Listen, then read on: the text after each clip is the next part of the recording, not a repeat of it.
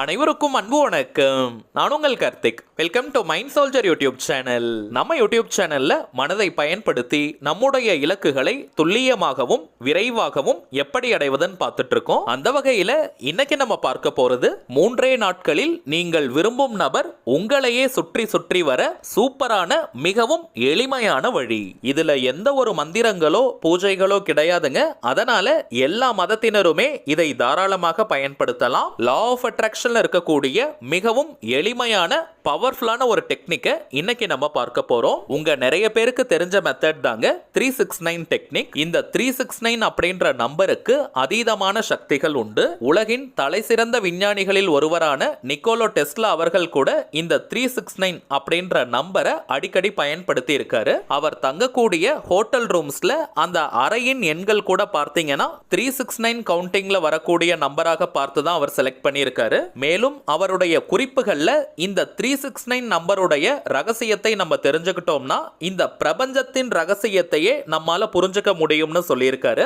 இதனை அடிப்படையாக வச்சுதாங்க law of அட்ராக்ஷன்ல 369 அப்படின்ற ஒரு மெத்தடை கிரியேட் பண்ணாங்க.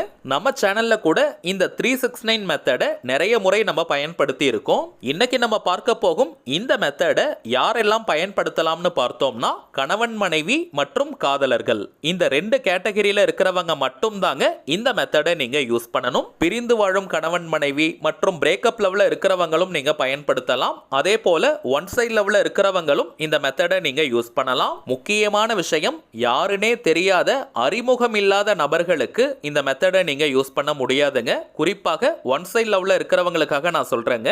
யாருக்காக இந்த மெத்தடை நீங்க யூஸ் பண்றீங்களோ அந்த குறிப்பிட்ட நபருக்கும் உங்களுக்கும் இடையே ஒரு அறிமுகம் இருந்திருக்கணும். அட்லீஸ்ட் உங்களுடைய பெயரை சொன்னால் அவங்களுக்கு தெரிஞ்சிருக்கணும். அந்த அளவிற்காவது அறிமுகம் இருந்தால் மட்டும்தான் இந்த மெத்தட் உங்களுக்கு ரிசல்ட்டை கொடுக்கும். சரிங்க, இன்னைக்கு இந்த 369 மெத்தட்ல தமிழ்ல இருக்கக்கூடிய ஒரு அஃபர்மேஷன் வாக்கியத்தை நம்ம பயன்படுத்த போறோம். அந்த வாக்கியம் என்ன, அதை எப்படி பயன்படுத்தணும்னு இந்த வீடியோல நம்ம டீடைலா தெரிஞ்சுக்கலாம். அதற்கு முன்னாடி நம்ம சேனலை இப்பதான் நீங்க ஃபர்ஸ்ட் டைம் பாக்குறீங்கன்னா மறக்காம சப்ஸ்கிரைப் பண்ணிக்கோங்க. பக்கத்துல இருக்க பெல் ஐகானையும் பிரஸ் பண்ணிக்கோங்க.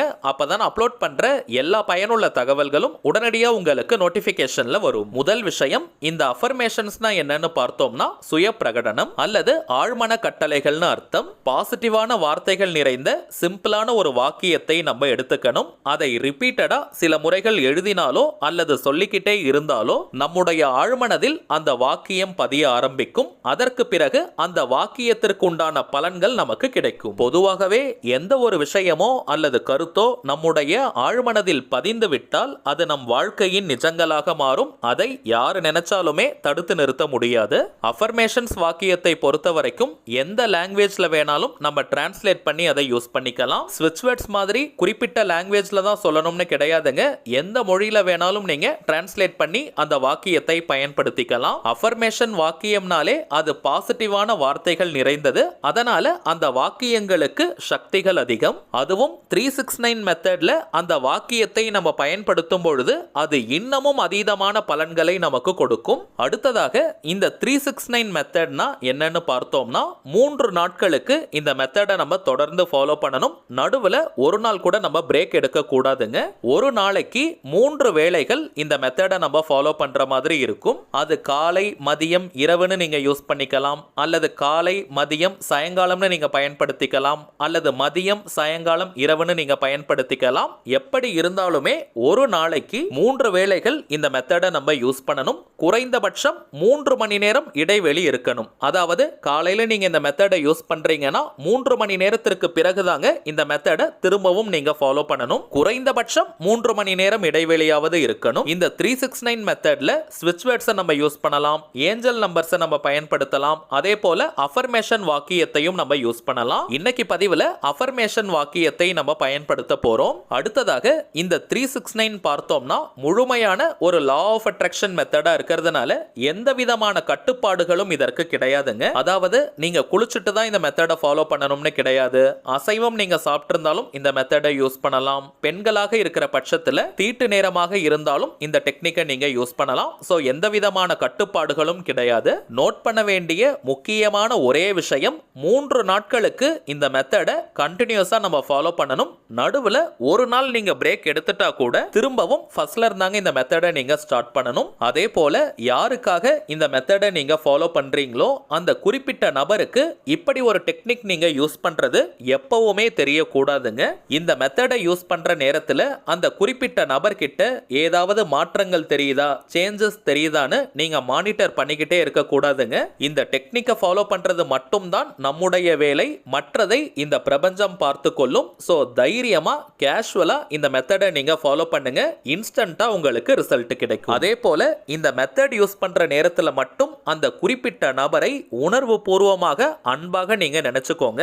மற்ற நேரங்கள்ல உங்களுக்கு சந்தோஷம் தரக்கூடிய வேறு பக்கம் நீங்க கவனத்தை திருப்பணும். இது ரொம்ப ரொம்ப முக்கியமான சீக்ரெட். இந்த விஷயத்தை நீங்க கரெக்டா ஃபாலோ பண்ணிட்டீங்கன்னா உடனடியா உங்களுக்கு ரிசல்ட் கிடைக்கும். மெத்தடை முடிச்ச உடனேயே அந்த குறிப்பிட்ட நபர் கிட்ட இருந்து போன் கால் வருமா அல்லது நேர்ல பார்க்க வருவாங்களா, எப்படி உங்களை கான்டாக்ட் பண்ணுவாங்கன்னு அவங்கள பற்றியே நீங்க யோசிக்க கூடாதுங்க. எந்தவித எதிர்பார்ப்பும் இன்றி சிம்பிளா ஜாலியா இந்த மெத்தடை நீங்க ஃபாலோ பண்ணுங்க. கை மேல உங்களுக்கு பலன்கள் கிடைக்கும். சரிங்க, இப்ப நம்ம பார்க்க போகும் இந்த வாக்கியத்தை எப்படி பயன்படுத்தணும்னு பார்த்தோம்னா 3 நாட்களுக்கு இப்ப நம்ம பார்க்க போகும் வாக்கியத்தை எழுத போறோம். அதனால பேப்பர் அல்லது நோட் புக்கை நீங்க எடுத்துக்கோங்க. ஆல்ரெடி லா ஆஃப் அட்ராக்ஷன் மெத்தட்ஸ்க்காக ஏதாவது நோட் புக் வச்சிருக்கீங்கன்னா அதையே கூட நீங்க பயன்படுத்திக்கலாம். அல்லது வீட்டில் இருக்கக்கூடிய டைரி நோட் புக்கை நீங்க எடுத்துக்கோங்க. ரொம்ப பழைய நோட் புக் அல்லது கிழிந்து போன கசங்கி இருக்கக்கூடிய நோட் புக் எல்லாம் யூஸ் பண்ணாதீங்க. கொஞ்சம் நல்லா ஃப்ரெஷ்ஷா இருக்கக்கூடிய நோட் புக்கை எடுத்துக்கோங்க அல்லது புதியதாக நீங்க வாங்கிடுங்க. புதியதாக வாங்க போறவங்க நீங்க அன்ரூல்டு, அதாவது கோடு போடாத நோட் புக் அல்லது பேப்பராக வாங்கி எழுதுங்க. அதுல ஒரு நல்ல ஃப்ரெஷ்னஸ் மற்றும் எனர்ஜி நமக்கு கிடைக்கும். அடுத்ததாக எழுதுவதற்கு கிரீன் கலர் அல்லது ப்ளூ கலர் பென்னை நீங்க யூஸ் பண்ணுங்க. ரெட் கலர் அல்லது பிளாக் கலர்லாம் யூஸ் பண்ண வேண்டாம்.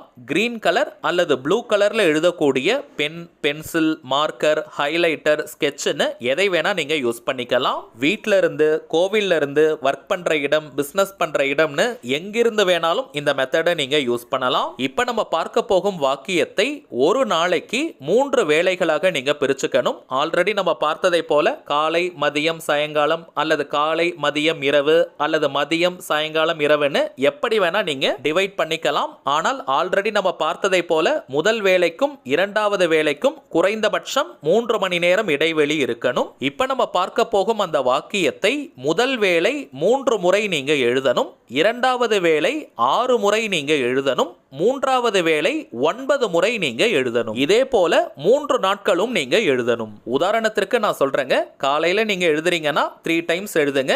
மதியம் நீங்க எழுதுறீங்கன்னா 6 டைம்ஸ் நீங்க எழுதணும். நைட்டு நீங்க எழுத போறீங்கன்னா 9 டைம்ஸ் நீங்க எழுதணும். இதே போல 3 டேஸ்க்கு நீங்க ஃபாலோ பண்ணணும். அடுத்ததாக எழுதுவதில் உங்களுக்கு சந்தேகமே வேண்டாம். அதாவது ஒவ்வொரு வேளையும் ஃப்ரெஷ்ஷான பேப்பர்ல தான் எழுதணுமா, ஃப்ரெஷ்ஷான பேஜ்ல தான் ஸ்டார்ட் பண்ணணுமான்னு நீங்க யோசிக்க வேண்டாம். அந்த பேஜ்ல இடம் இருக்க வரைக்கும் அப்படியே நீங்க கண்டினியூ பண்ணிட்டு வாங்க. 3 டேஸ்க்கும் நீங்க தொடர்ந்து எழுதிக்கிட்டே வாங்க. புதிய பேஜ்ல தான் ஸ்டார்ட் பண்ணணும்னு கிடையாது. ஃப்ரண்ட் அண்ட் பேக் எல்லாம் நீங்க யூஸ் பண்ணிக்கலாம்.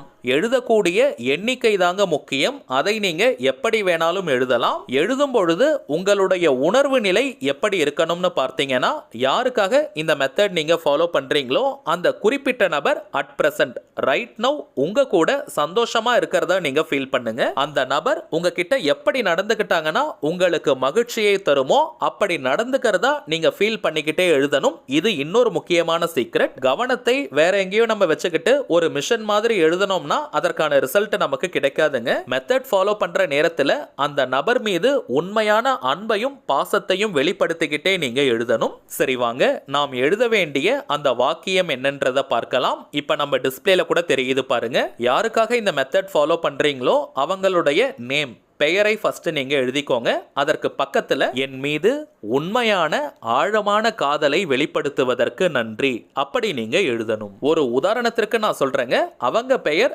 ராஜான்னு இருக்கிற பட்சத்துல, ராஜா என் மீது உண்மையான ஆழமான காதலை தினம்தோறும் வெளிப்படுத்துவதற்கு நன்றி இப்படி நீங்க எழுதணும். அவங்க பெயர் ராணின்னு இருக்கிற பட்சத்துல, ராணி என் மீது உண்மையான ஆழமான காதலை தினம்தோறும் வெளிப்படுத்துவதற்கு நன்றின்னு எழுதணும். திரும்பவும் சொல்றேங்க, முதல் வேளை 3 முறை, இரண்டாவது வேளை 6 முறை, மூன்றாவது வேளை 9 முறைன்னு 3 நாட்களுக்கு இதே போல நீங்க எழுதணும். நெக்ஸ்ட் நேம் யூஸ் பண்றதுல சில பேருக்கு குழப்பங்கள் இருக்கலாம். எந்த நேமை யூஸ் பண்ணணும்னு அந்த குறிப்பிட்ட நபரை நீங்க என்ன நேம் சொல்லி கூப்பிடுவீங்களோ அதை நீங்க பயன்படுத்துங்க. அது ஷார்ட் நேம், பெட் நேம்னு என்னவாக இருந்தாலும் சரி. இன்கேஸ் நீங்க நீங்க நேம் சொல்லி கூப்பிடாதவங்களா இருந்தீங்கன்னா அந்த குறிப்பிட்ட நபரை அதிகபட்சமாக என்ன நேம் சொல்லி கூப்பிடுவாங்களோ அதை நீங்க பயன்படுத்துங்க. அவங்க படிச்ச ஸ்கூல்ல, காலேஜ்ல அல்லது ஒர்க் பண்ற இடத்துல என்ன நேம் பயன்படுத்துவாங்களோ அதை நீங்க எழுதுங்க. எழுதி முடிச்சிட்டு அந்த பேப்பர்ஸ் அல்லது நோட் புக்கை சேஃப்டியான ஒரு இடத்துல நீங்க வச்சிருங்க. அந்த நபர்கிட்ட ஒரு பாசிட்டிவ் சைன், அதாவது ஒரு மாற்றம் தெரிந்ததற்கு பிறகு அந்த பேப்பர்ஸை நீங்க எரிக்கலாம். ஆனால் 3 days கம்ப்ளீட் பண்ணதற்கு பிறகு தாங்க அந்த பேப்பர்ஸை நீங்க எரிக்கணும். நோட் புக்ல நீங்க எழுதி வச்சிருந்தாலும் அந்த பேப்பர்ஸை மட்டும் கிழிச்சு நீங்க எரிச்சிடுங்க. எந்த நாள், எந்த கிழமை, எந்த நேரத்துல வேணாலும் இதை நீங்க செய்யலாம். ஒரே நாள்ல ஒரு நல்ல ரிசல்ட் உங்களுக்கு கிடைச்சாலும் கூட இந்த மெத்தடை அப்படியே ஸ்டாப் பண்ண கூடாதுங்க. 3 daysக்கு நீங்க கம்ப்ளீட் பண்ணணும். அதே போல அந்த பேப்பர்ஸை நீங்க எரிப்பதாக இருந்தாலும் 3rd டேக்கு பிறகு தாங்க நீங்க எரிக்கணும். தினமும் இந்த மெத்தடை நீங்க ஃபாலோ பண்ணிட்டு எழுதி வச்சிருக்கக்கூடிய அந்த பேப்பர் அல்லது நோட் புக்கை சேஃப்டியா மறைவான ஒரு இடத்துல வச்சிருங்க. வேற யாரும் அதை எடுத்து பார்க்காத மாதிரி இருக்கணும். இப்ப நம்ம பார்த்ததை போல ஒரு பாயிண்ட் கூட மிஸ் பண்ணாம கரெக்டா இந்த மெத்தடை நீங்க ஃபாலோ பண்ணுங்க. ஒரே நாள்ல உங்களுக்கு ரிசல்ட் தெரியும். சரிங்க, அடுத்ததா இன்னொரு சின்ன தகவலை நான் ஷேர் பண்ண விரும்புறேங்க. இப்ப நம்ம டிஸ்பிளேல தெரியக்கூடிய அவர் மைண்ட் சோல்ஜர் தாங்க நம்ம சேனலுடைய அபிஷியல் இன்ஸ்டாகிராம் ஐடி. ஆல்ரெடி நிறைய பேர் நீங்க ஃபாலோ பண்ணிட்டு இருக்கீங்க. இருந்தாலும் புதியதாக பார்க்கறவங்களுக்காக இன்னொரு முறை நான் சொல்றேங்க. நம்ம சேனலை ஃபாலோ பண்ற எல்லாருமே நம்ம இன்ஸ்டாகிராம் பேஜையும் நீங்க ஃபாலோ பண்ணுங்க. நிறைய சுவாரஸ்யமான தகவல்கள், ஷார்ட் வீடியோஸ் மற்றும் போட்டோஸ் எல்லாம் நம்ம அப்லோட் பண்ணிக்கிட்டு இருக்கோம். மேலும் நம்ம சேனலை ரெகுலரா பார்க்கறவங்களுக்கு தெரியும், மொத்தம் 3 சேனல்களை நம்ம ரன் பண்ணிக்கிட்டு இருக்கோம். மைண்ட் சோல்ஜர், டிவைன் ரூட் மற்றும் கார்த்திக்ஸ் ப்ரெடிக்ஷன். இந்த 3 சேனல்கள்ல இருக்கக்கூடிய சில முக்கியமான வீடியோஸோடைய லிங்கையும் இப்போ இன்ஸ்டாகிராம்ல நம்ம போஸ்ட் பண்ணிக்கிட்டு இருக்கோம். சோ நீங்க ஏதாவது முக்கியமான வீடியோஸ் மிஸ் பண்ணியிருந்தா கூட அதுல நீங்க செக் பண்ணி பார்த்துக்கலாம். சரிங்க, அவ்வளவுதான் இந்த பதிவு. நிச்சயமா உங்களுக்கு பயனுள்ளதா இருந்திருக்கும்னு நினைக்கிறேன். மேலும் இந்த வீடியோ உங்களுக்கு பிடிச்சிருந்தா மறக்காம லைக் பண்ணுங்க. நம்ம சேனலையும் சப்ஸ்கிரைப் பண்ணிக்கோங்க. தேவைப்பட்டுச்சுன்னா உங்க ஃப்ரெண்ட்ஸ் அண்ட் ஃபேமிலிக்கும் இந்த வீடியோவை ஷேர் பண்ணுங்க. அடுத்ததா இன்னொரு முக்கியமான தலைப்போட நான் உங்களை சந்திக்கிறேன். என்றும் அன்புடன் கார்த்திக். நன்றி.